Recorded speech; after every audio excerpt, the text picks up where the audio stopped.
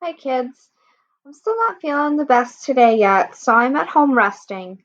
Those of you that are virtual, you are going to be working on your own today, so there will not be any Zoom meetings. If you have any questions about anything, just ask me tomorrow. I think it should be pretty straightforward, though. The first thing you're going to do, obviously, is listen to this video so that you know what you're doing. And I want you to read pages 46 and 47 in your science book. It's on how stars are classified. If you're in class, you can read with a partner. When you're finished with that, I want you to complete the notes for pages D46 and 47. That's on the top of page 9 in your science packet. After you're finished with that, please listen to the Ed puzzle that I've attached. Your homework tonight is to finish the notes for D46 and 47 if you haven't finished them in class. Most of you should get that done though. I've also included on here the pages from the book in case you don't have your science book at home, as well as the study guide so that you can fill in the notes on here if you can't find your science packet. Here's the Ed Puzzle video. If you happen to get finished early in science class, you can read a book. Those of you who'd like to listen to me read the pages, you can stay on this video. I'm going to read those pages right now. Those of you who'd like to read it with a partner, you can go ahead and stop this video and go read with a partner and get started. Okay? So pages D46 and 47, how stars are classified. Star magnitude. At night we can see thousands of stars, but during the day we see only one, the sun. The sun is so near that its brightness keeps us from seeing any other stars.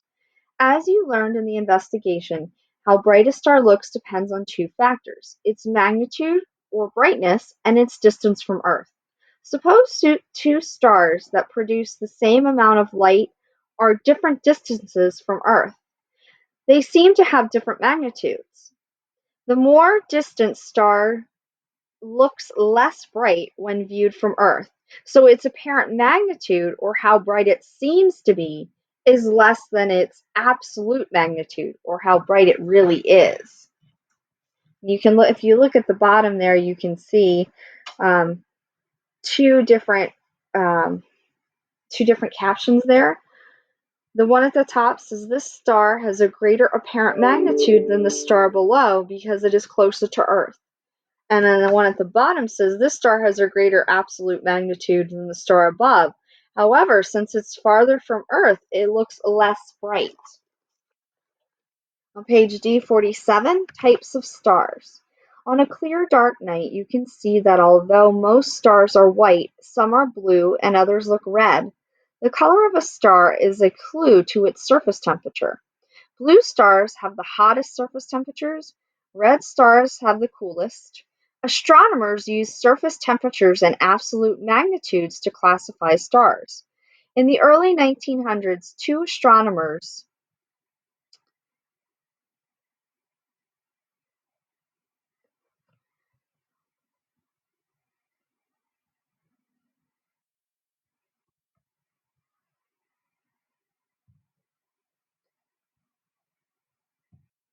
Ejnar Hertzsprung, a Dane, and Henry Russell, an American, classified stars.